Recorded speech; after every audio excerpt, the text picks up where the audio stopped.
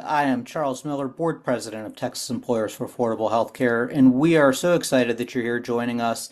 We've got a special guest here today, Representative James Frank, who is really one of the legislative champions of healthcare reform, not only from a great policy perspective, but he comes at it from being a small business owner himself and has really experienced the struggles that so many of you face in providing affordable health coverage for your employees.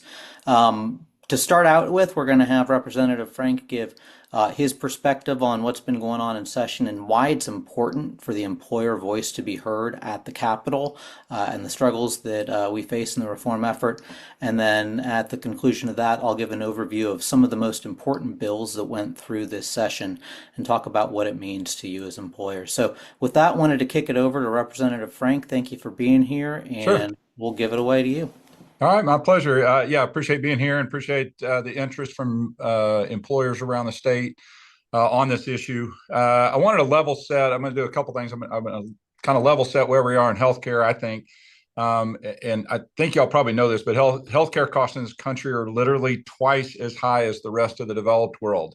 I mean, comparing with the developed world, not, we're not talking Africa, we're talking the Europe and Asia, and we spend twice as much, and that is a problem. But employers, by and large, there's government pay, but then government employers are the only ones who can really have the motivation and the leverage to impact it. Individual employees really can't, because it's our decisions as employers. I've got 200 employees. I keep freezing up. I don't know what happened there, but it's our decisions as employers that really either drive the market to efficiency or drive it away from efficiency. And right now it's mostly driven away from efficiency, but that can and should change. I will say there are a lot of interests in keeping it from improving, keeping those costs up. Insurance companies, hospitals, drug companies, all of those people enjoy not competing on prices. And that's really the market that we're in, is a market that doesn't compete at all on price. Government is complicit in that. I'm not blaming just those companies, because frankly, government at the federal and sometimes the state level are really complicit in that. And the challenge is, in most cases, really, most politicians haven't really thought through the issue enough. And that's not a criticism, because there's a lot of issues out there to address it. And so a lot of times we just say, well, let's just fund more, or let's just pay for it. And really, that's the challenge I see, and I'm concerned about, is that if we continue to allow the price of healthcare to go up, eventually it's going to force us into a single payer, which some people may think that's okay. I think it won't serve people well, and it certainly won't lower the cost or improve quality, I don't believe. And so when I look at policies that we need and areas that we need to push towards, and I would encourage you as employees to think about when you're looking at healthcare for your employees, is to look at, y'all are all in different, I know we have a bunch of different industries here. Most of y'all are in competitive markets that you have to constantly look for ways to be more efficient, to get your quality up and your costs down. And that doesn't exist in healthcare. And it doesn't, because it doesn't lack any of the three major pillars of a market. The first pillar of a market is that you have transparent pricing. Most of y'all compete. Everybody knows what your prices are. Literally, the healthcare industry has spent hundreds of millions of dollars trying to lobby against anything that actually shows what something costs, whether that's insurance contracts, whether that's hospital pricing. The pharmaceutical business goes back and forth with PBMs, and everybody hides the money. There have been a lot of push towards transparency. It really is the first and most important step. But there's also been a tremendous amount of pushback, and even though sometimes people will follow the intent of the law, they don't. It's still, we're having trouble on that. So we've got to have transparency. The second thing you have to have is competition. It is amazing how many different places competition doesn't exist in healthcare. Certainly, you have regional monopolies in hospitals. You have monopolies in drugs, and it is allowed in many cases in medical equipment, where manufacturers buy each other up, and the federal government doesn't stop that, and you end up with one or two providers. And so that kind of competition, as I've told a number of people, you can have transparent pricing, but if you only have one place to go, you just know how bad you're getting taken advantage of, for lack of a better word, since I think Chris told me we're being recorded. The last thing that is required really of an efficient market is the patient actually has to care what it costs. And in most cases, most of us have our benefits. We don't now at our company, but have our benefits set up where the patient really doesn't care. And if you look at just one easy example that most people understand is your maximum out of pocket. Really, all that determines it causes your employee to defer or not get a procedure that they need. It doesn't encourage them to shop. If they have a surgery and it's $40,000 at one place and $20,000 at another, their decision, they don't care because they're going to pay $2,500 or $5,000, whatever their deductible is. That's their decision point of whether or not to get it. And that's bad for the employee and for the plan. If you pay $40,000 anyway. So when I look at this, the legislative fixes for this, all of them fall under transparency. Does it increase transparency? Does it increase competition? Does it increase patient buy-in, customer buy-in? Because if you don't get your employees engaged in this, you are not going to find a way to save healthcare dollars. If they don't feel like it's theirs, if they feel like they're spending your money, I can assure you, you will not find a way to decrease your healthcare costs. You have to get them bought in. And so one of the things I guess we're going to talk about in this is the importance of employers getting engaged in the state legislature. And I would just say there is a tremendous amount of money that tries to keep healthcare costs high, because those people get anybody in healthcare, they get 100% of their revenue out of the healthcare dollars. For y'all and most employers, that's only a portion. It's a big cost, but it's only a portion of it. You've got other costs that you are tracking. So it's a lot more important to them, and they focus on it a lot more, but it's really, really important. They have a lot of very powerful lobbyists, whether it's the medical association, hospital association, big insurance. But to make true progress, we've got to have folks that understand the importance of it. And one of the ways that I've tried to encourage employers to get involved is not so much to look at it as the financial impact on you. I know this sounds weird. You need to look at it as the financial impact that it has on your employees, because it is a huge percentage of their take-home pay, money that could be going to their family to pay for various things is going to healthcare. You could be paying and they could be taking it home, but instead you're having to pay a constantly increasing price. And again, if you look at your healthcare spend, is you're getting about 50 cents on the dollar for what you're spending. That basically you're spending $10,000, $15,000 for the employee's health insurance, and yet they are getting about half of that in value. That should make all of us a bit mad. I don't think there's any other part of business that we as employers allow ourselves and allow our employees to get ripped off that badly. And the reality is you're the only one that can make the decisions that improve for your employees. They can't make it. They can make a decision to work for you or not work for you, but they're not really making decisions on the healthcare plan. That ends up, whether it should or not, that ends up on the employer. So I think if you can focus on that, and the other part of that, I think that's really important to make it patient focused, is not to pick on like Dow Chemical or Chevron or one of these big companies.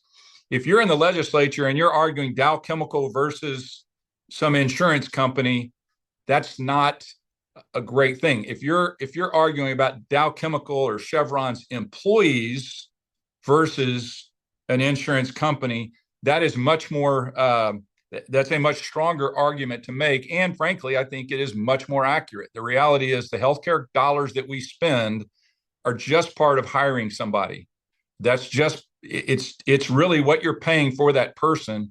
And if you're spending $10,000 to $20,000 and you're spending it poorly, it's really coming out of their pocket, not yours. So I would just, there's a bunch of ways to get involved, and I think we're going to have some Q&A, but there's a bunch of ways to get involved. You can come down and testify during session. We just finished session. Charles is going to talk about that in a minute.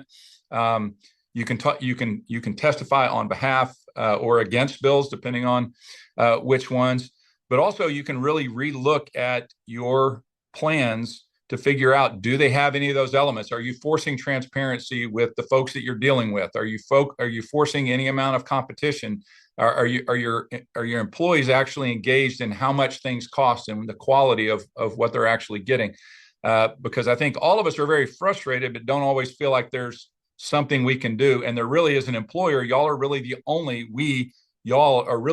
ones who can do stuff. There's some things we can do as legislators, but then really ultimately those decisions end up being made by various employers of whether or not they're going to be a part of the solution or just continue to allow this to cycle out of control and frankly to increase faster than really in inflation, faster than any other part of the economy. It really doesn't have to be that way.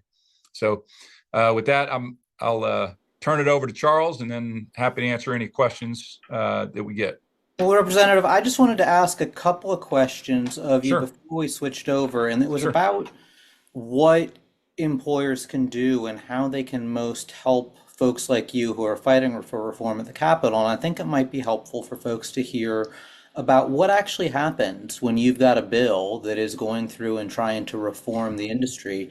What people are hearing from, what that process is, and why it could be so impactful for people to, even if they're not showing up and testifying at a committee hearing, showing up to offices or calling their legislative offices. Just talk about that process and why it's so important to hear from employers about their experiences.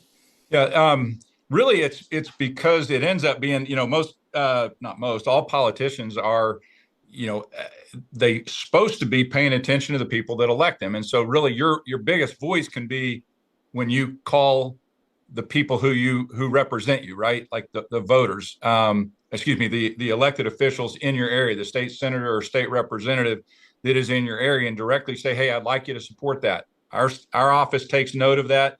It's funny, we have tons of people call our office. If they don't have an address that is in our district, it doesn't matter much to me.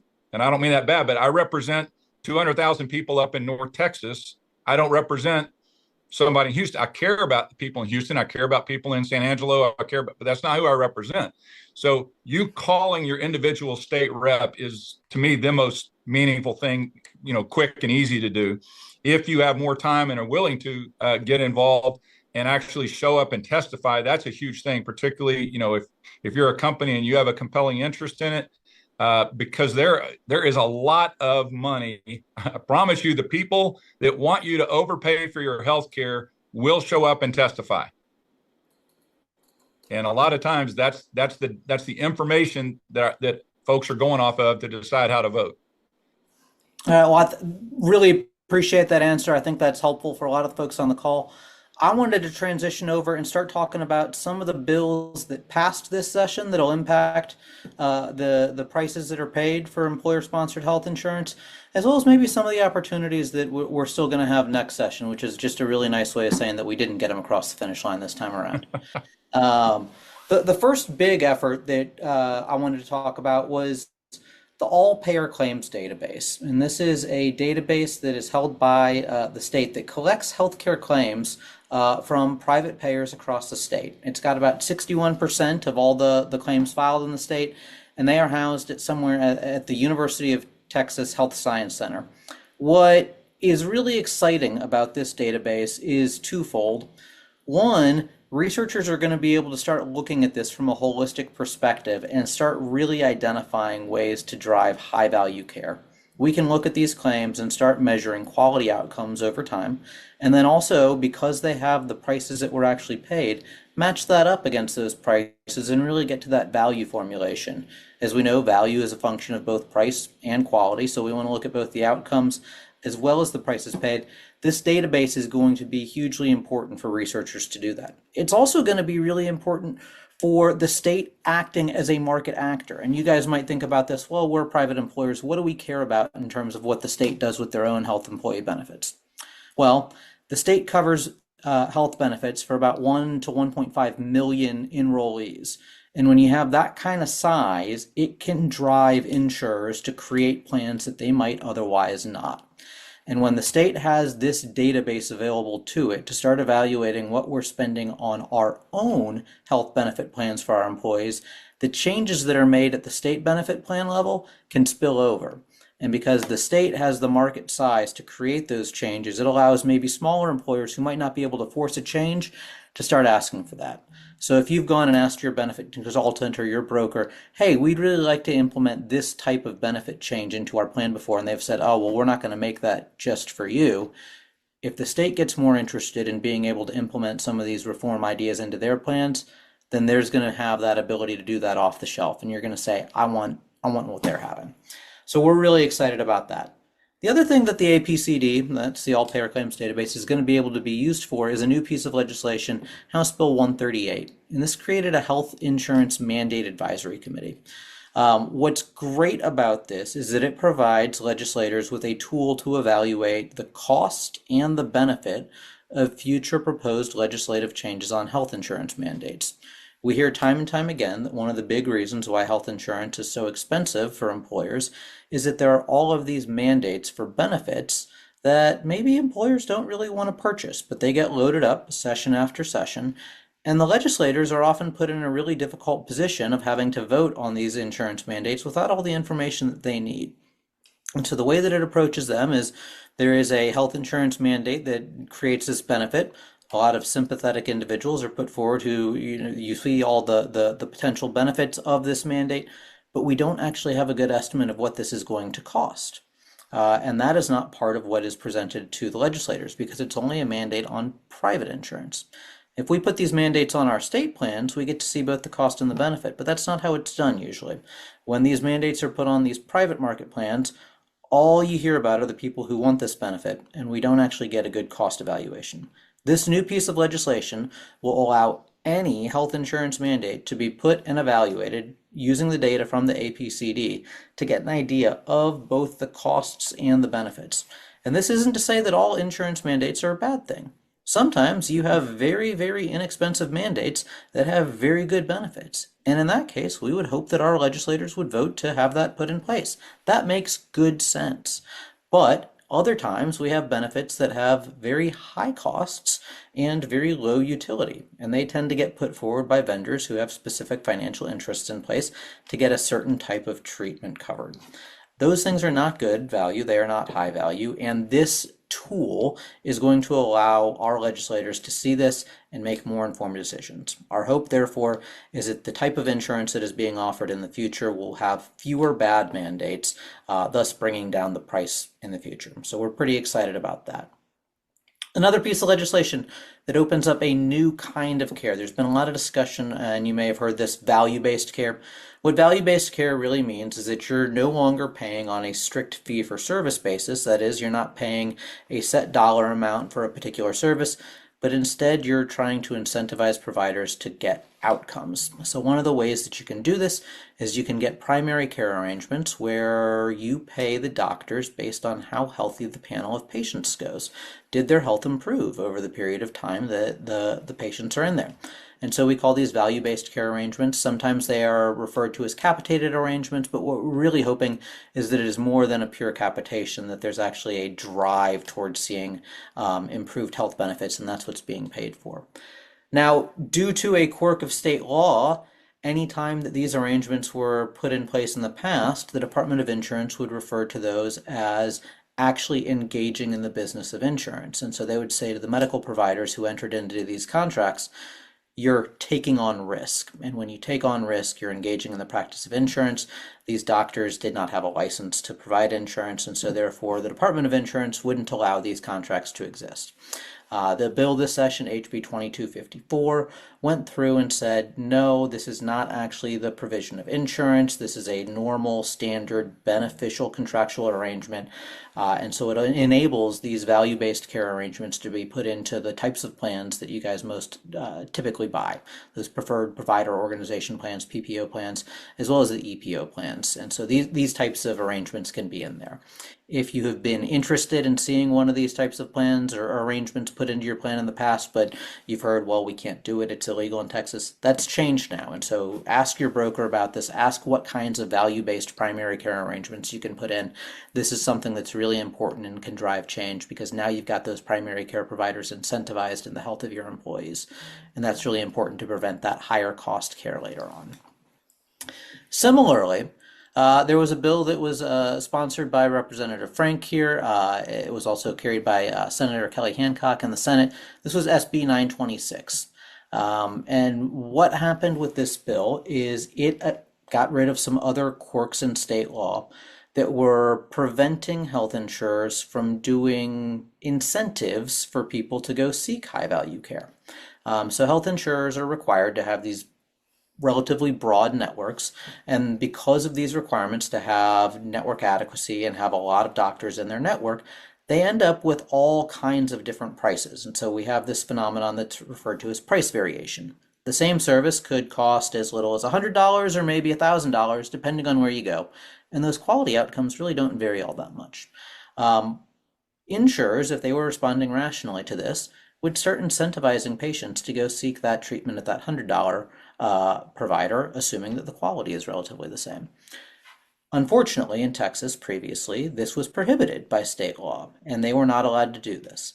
What we were able to do this session, and thanks to Representative Frank and Senator Hancock for pushing this through against some opposition and working on this for a couple of sessions, is they are now allowed to incentivize enrollees to go seek that higher value care.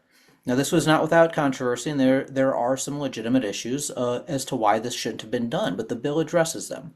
The biggest concern that we heard about this was that insurers, who are frequently and more increasingly vertically integrated, would use this ability to incentivize their enrollees to go seek specific providers to then start directing them to the providers that they own. And so we know a lot of insurers are starting to buy up physician groups. The concern was, are they just going to use this to now benefit their own wholly owned provider groups at the exclusion of others, even if that's not cheaper, even if that's not in the best interest of the patient, because it's better for their bottom line? And so one of the cool things about this bill is, while we opened up the flexibility for insurers to do the good thing, to incentivize their enrollees to seek that high value care, we also imposed a fiduciary duty on insurers. And that fiduciary duty requires that if they're going to take advantage of this flexibility, they have to do it for the best interest of the patient, and they cannot do it in a way that is engaging in self-dealing. So this is a really important protection. This is a concept that actually was pioneered by a bill last session, also carried by Representative Frank, House Bill 711, and is starting to catch on at a broader level nationwide. So this is a trend to watch, I think, in the future, is when we have these weird sorts of healthcare relationships where certain people are making decisions on behalf of other people, or spending that money or making medical decisions, they should be doing that not to line their own pockets. They really need to be doing that for the best interest of the patient, and the fiduciary duty is a legal tool that we can impose to make that happen. Charles, can I chime in here, which is Please. fiduciary duty? Each one of us as employers have a fiduciary duty for the tremendous amount of money that is being spent on behalf of our employees.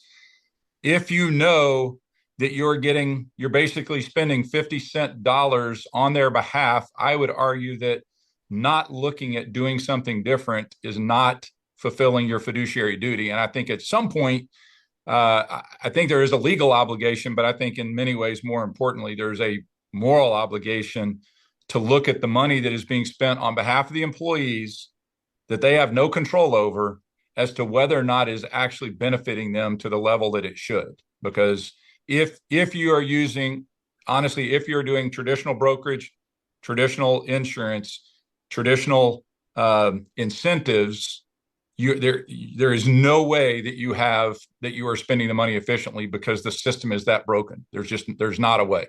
And so looking at something non-traditional, I know it may seem scary, but I can tell you, I'm a finance person by background. There is no more risk in looking at it. It does require a little more, it requires more engagement, but you can protect yourself from any risk. In any of the plans I've seen, they're really not, a lot of people call them self-insured. They are not self-insured.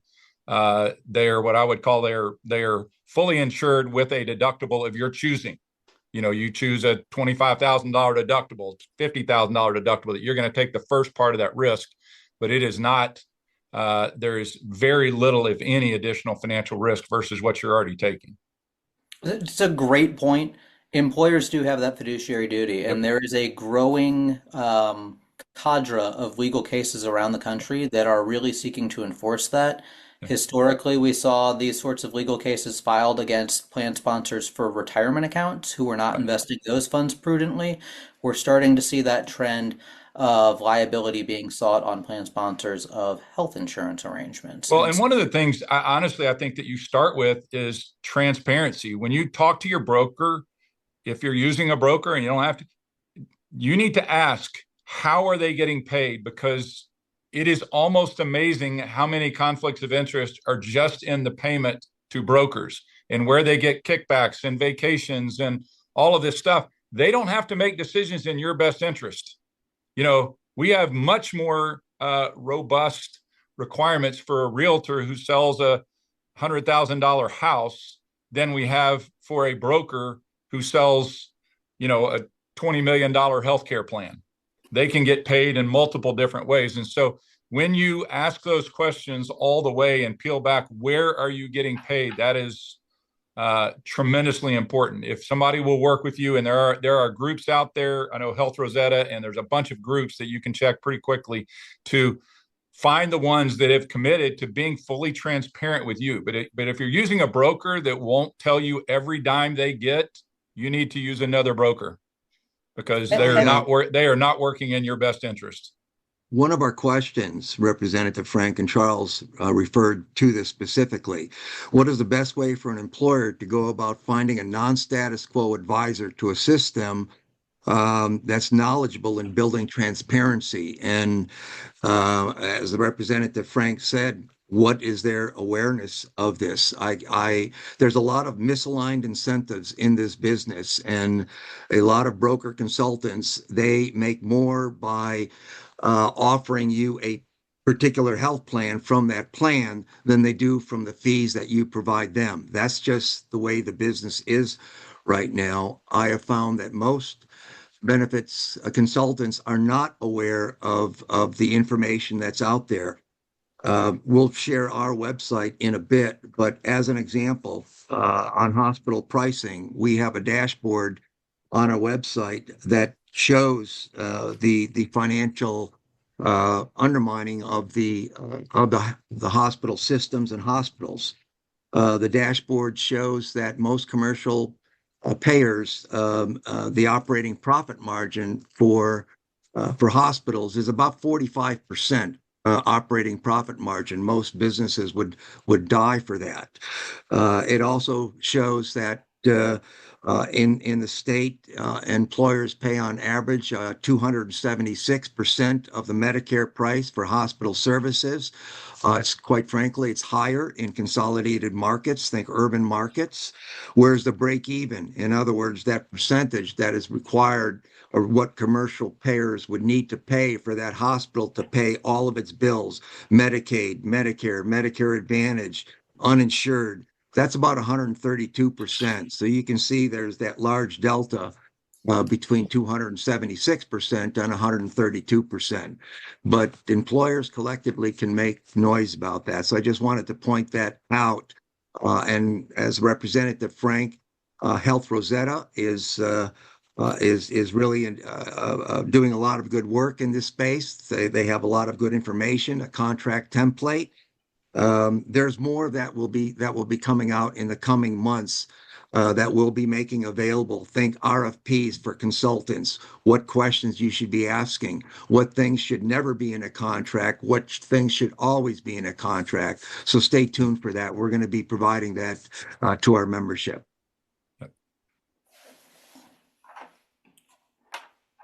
go ahead, Representative. No, I was didn't know if we wanted to move to other questions or what. Let me finish up maybe the legislative wrap, Oh, I'm unless, sorry. Chris, you saw that there were any other questions relevant to right now. No. Okay. There was one other piece of legislation that passed that could be of interest. It is a somewhat technical, but in the cases where it happens, you're going to be glad you know about it. And this is about reimbursement for overpaid premiums.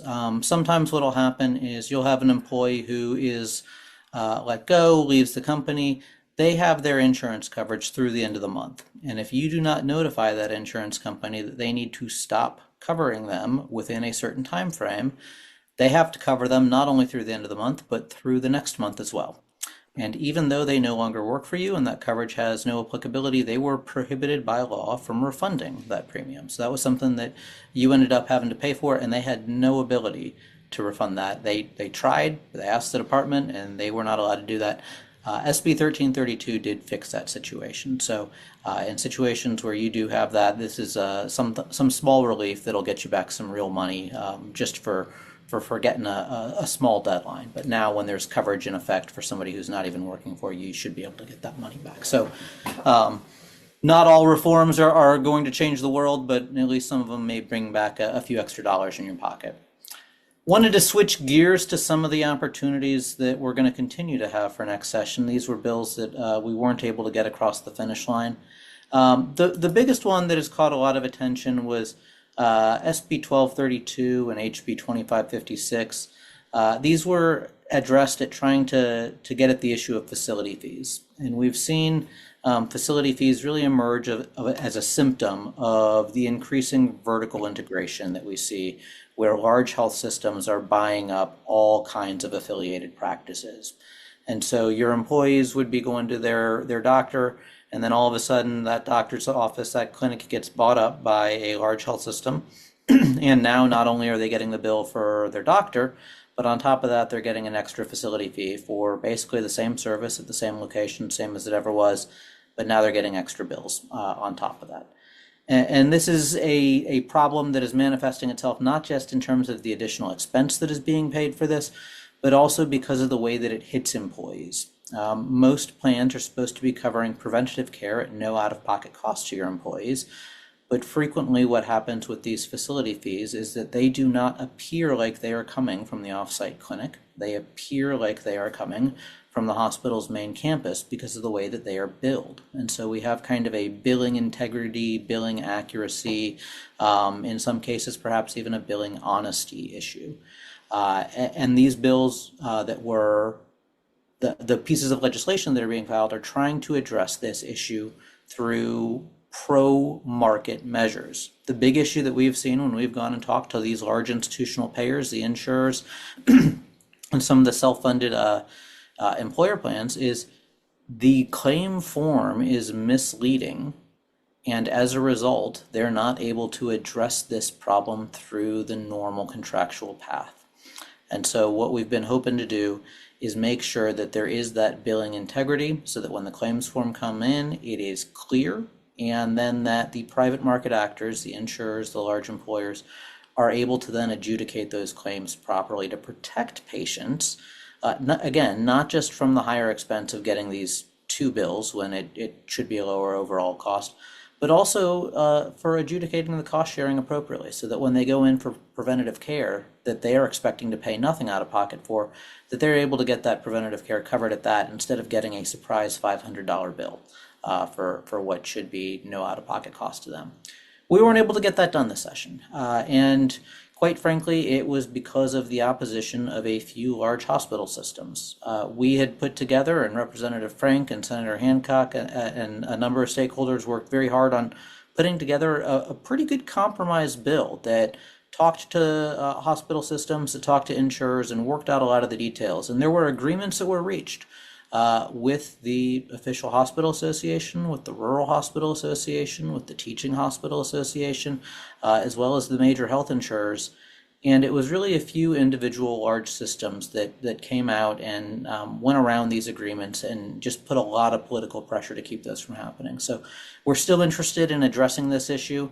Representative Frank, I don't want to put you on the spot, but you look like you're chomping at the bit to get in. No, here. I just the facility opportunity fee. to The comment. facility fees is just, as you mentioned, it's just a symptom of a consolidated market. Like they can basically, once you buy up the market, you can charge whatever you want. And the facility fee is just another way. Nobody in a actual open market with transparent pricing would go from paying $300 for something to $300 plus $500 facility fee that pops out at you. That just wouldn't happen in a real market. And so it is a bunch of very large entities taking advantage of it.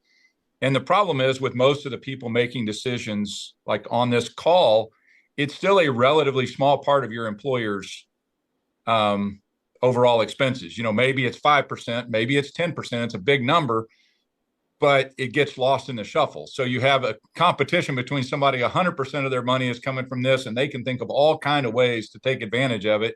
And then you're out there trying to do a bunch of things. And so it's a little bit of unfair competition, but the facility fees is just because you've got consolidated markets. And I really think we're going to have to take care of that.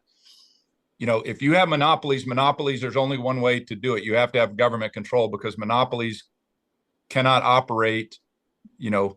I don't like government monopolies, but at least there's elected officials that theoretically have some control over them. Unelected monopolies there has to be oversight, because they can charge whatever they want and do. There's So a that's a question great that came lead up into the- in the chat here. Are facility fees represented in negotiated rates? The answer is yes, they are. And it is without question that facility fees, and there's the hospital facility fees, and then there's kind of like these vertically integrated clinics that both are contributing to facility fees. I want to clear up that what Charles is speaking to is the facility fees. A hospital buys a clinic, and then you go in there, and it's not a hospital, but it's you may as well be in one because they're charging that absorbent facility fee for the price of entry into that. Charles, I don't know if you want to address Yeah, that so any further than that. one of the issues that, just to get a little technical here, is the facility fees are represented in negotiated rates. And the facility fee, just generally speaking, is the way that the hospital gets paid. And nobody would suggest that the hospital shouldn't get paid. So in Texas, hospitals are not allowed to take a portion of what the doctor gets paid. So if a hospital is going to go buy up a doctor's clinic, they will need to charge something in order to cover their expenses and their portion, which is they own the overhead. What should be happening in these scenarios, if they are taking over a physician clinic, is the physician fee should decrease, because the physician is now no longer responsible for providing the overhead. They don't own the clinic anymore, the hospital does. And their fee should go down. And then the hospital fee should basically cover the rest, so that now their portion is the overhead. The overall amount that is paid for the visit should remain just about the same, because really not much has changed other than the ownership structure. What is problematic is that if you are a good payer and you have put this in your contracts that this is what will happen, you don't have enough information on the claim form to know that this is what is happening. In many cases, you don't know that the physician clinic has been purchased by a hospital, and when you get these two claims, you don't always see them linked up. And so one claim will come in from the physician, and you will pay that physician the rate that you were always paying the physician. You won't pay the physician less. And then you will get, I don't know, another day or two later, you'll get the claim from the hospital. And it will look on the claim form like the service was provided at the main campus, not at this clinic. So you have no way of knowing how to link these two claims and adjudicate them holistically. And as a result, you end up paying way, way more than you should for that encounter. And really, but from a market standpoint and from a patient standpoint, literally you were going to a clinic, getting service. All of a sudden, for the exact same service, you're paying sometimes twice as much, just because the ownership changed, right? Just because nothing changes. And from a market standpoint, let's say for a doctor that was generating $1 million in revenue, hospital buys them, all of a sudden they're generating $1.5 million for the exact same thing, which again is a great business model, but it's terrible for all of the payers. It's terrible for employees, and it lacks transparency, it lacks competition, and it lacks the customer is not deciding, because a lot of times they don't even know. So it just is part of the dysfunction. But I think it's really only a symptom. I think that it gets so confusing. We think we can't do anything. And really, when you boil it down, while it is complex, it is pretty simple. If you don't know what stuff is costing you and your employees when they go, if there's only one place they can go, they're going to get taken advantage of. And if they have no financial incentive to shop, you can be sure your costs are going to be out of line. So unless you are doing some of those things, you can be sure that, in my opinion, you're not doing your ethical and probably not your legal fiduciary responsibility that you have to educate yourself. You would never allow your employees to only invest their 401k in stuff that is half the market, that returns half the market. And that's kind of what you're doing on healthcare when you just stay with the same old, in my opinion. This is a great lead in to the fact that as we talk about this issue, it really is a symptom, and it's a symptom of the consolidated market. And so Yep. this raises the question, what are we trying to do about the consolidated market? And this is the long-term game here. And there were two bills that both got hearings. And they would start to help this issue, but they did not pass. And this is an area where I really think that having employer support to show that there needs to be an emphasis on Texas having a competitive healthcare marketplace and Yep. that we need to take action to do that is important. And two- the attorney general of Texas can take action on this. When you look at most federal antitrust, it is on national antitrust, but many of the healthcare, the monopoly healthcare in Texas is based regionally, right? You can have a monopoly if no one else is within 100 miles of you. You've probably got a monopoly for that particular service or a near monopoly. And so the AG of the state can do something. We've tried to get more money in there, specifically for medical. That has always been killed. We try to get reporting because these people know how good it is to run a monopoly. An unregulated monopoly is maybe the easiest business model ever. Maybe this is a good time. Sam, can you put up the slide with the QR code? And I want to say a word about that, and then maybe we can get into some questions here that seem directed towards you. So Sam, while you're doing that, if you can put up that slide, the second slide, then. Perfect. So as Representative Frank was saying, employers have a lot of opportunity here. Texas Employers is a membership organization. You join as an employer, but we understand the issues associated with your name being out there. Most employers, unlike Representative Frank's company, most employers don't want to say, we really care about this. They support what we're doing. When you join Texas Employers for free, and while we're talking here, the rest of the session, you can scan this QR code, sign up for our newsletter, join confidentially. And what this allows us to do is to go to legislators and say that, again, confidentially, X number of employers with these number of lives in these industries really care about that, and they want action to create this level playing field. So feel free to do that while we're talking. But Representative Frank, one question that came in for you, and I have no idea, how often are elected officials talking to benefits consultants? Well, I've been a consultant for 25 years, and we're the ones that are on the front lines trying to guide our clients through this and work directly through carriers. So I don't know, but I do know this. Employers rely heavily on their benefits consultants. Quite frankly, they don't have the in-house staff to understand all this, so they rely heavily on this, and maybe there should be more of a move to educate and get on board the consultants who are not conflicted in their interests to help us get where we need to go. Yeah. Virtually everybody we talk to is conflicted. So that's a good point. So the short answer, I've talked to a lot of benefits consultants because this is one of, if not the main issue that I deal with. Like it is my passion, mission, whatever, both from a personal standpoint with the company to get our employees better care, but also from a policy standpoint, because it's something that just drives me crazy because I feel like particularly our middle class is getting crushed with the expense of healthcare, and the employers don't seem to want to do anything about it. So I've talked to them quite a bit, but I think I'm going to flip it around a little bit.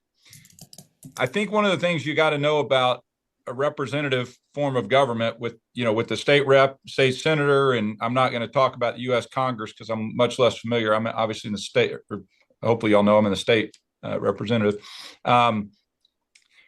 You need to try to approach them. This is not an excuse, but there are literally hundreds of different issues that we deal with: school, property taxes, sales taxes, oil and gas, regulatory, child welfare, water. I mean, just the list goes on and on and on. Okay. And so if you have something that is worth, and there's a very good chance your state representative, whoever that is, or your senator is not an expert in this issue. In a representative form of government, it's really kind of your job to try to let them know. Set up a meeting. I know virtually every state rep or every state senator is a little harder to get to because they've got 1 million people. State reps only have 200,000. If you want to meet with them, try to meet with them and explain what you would like them to do. Tell them what, but don't assume that they're going to, all 150 of us on one side or 31 on the other.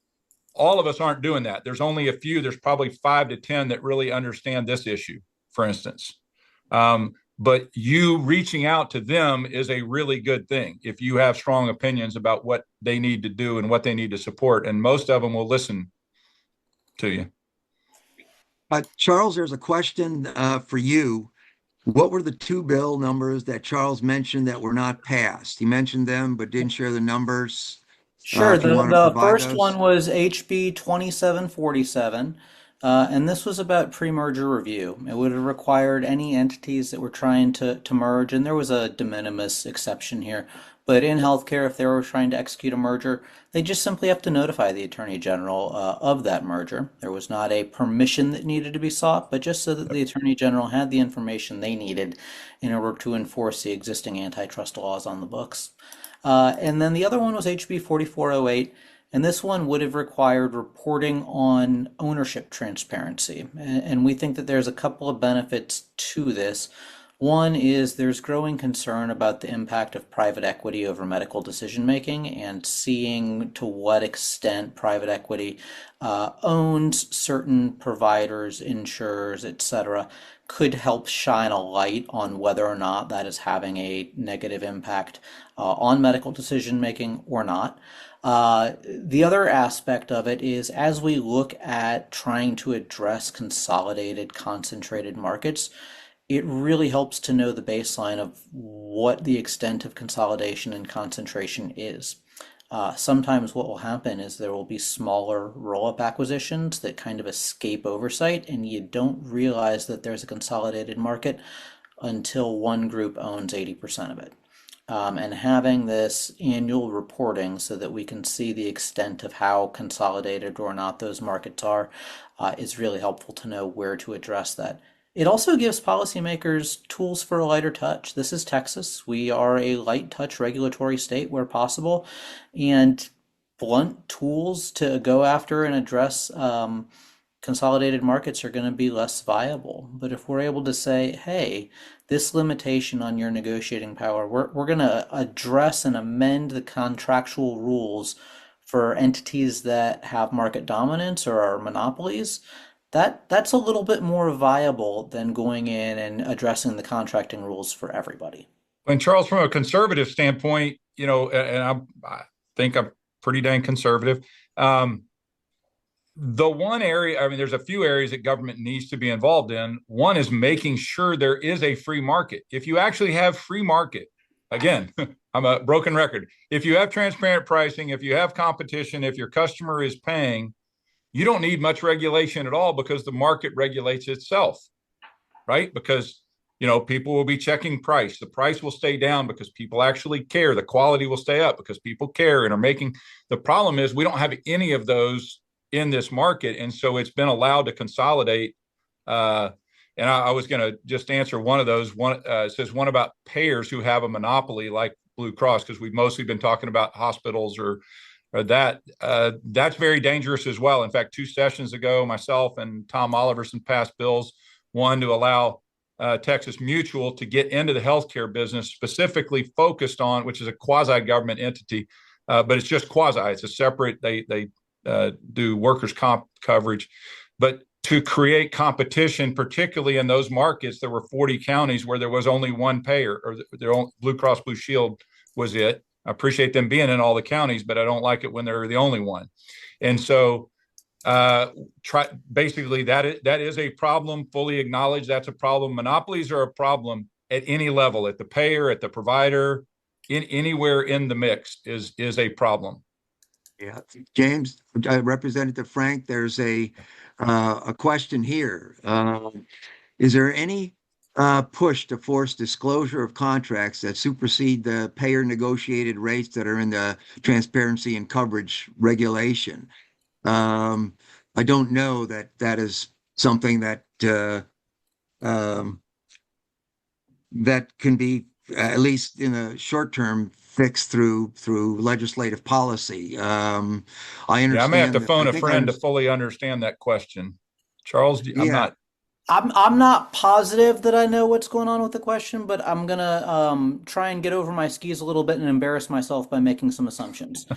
Um, I have heard of scenarios in which the prices that are listed in the transparency and coverage requirements, so these are these big machine readable files that insurers and hospitals have to publish, um, that those prices are not always what ends up being paid at the end of the day. And exactly how and exactly why those prices end up differing comes down to complicated contractual arrangements and technical compliance with the specific rules of the transparency and coverage requirements.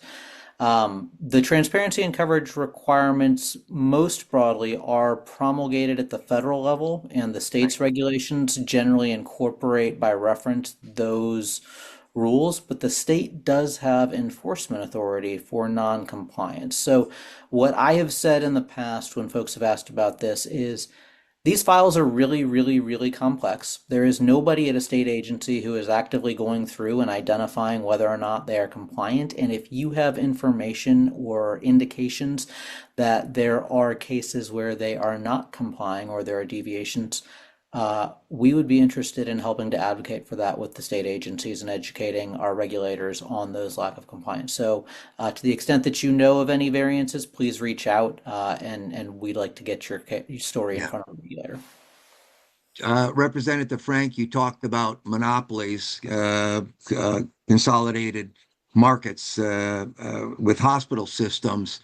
It's a good question. What about payers who have a monopoly, i.e., Blue Cross Blue Shield of Texas?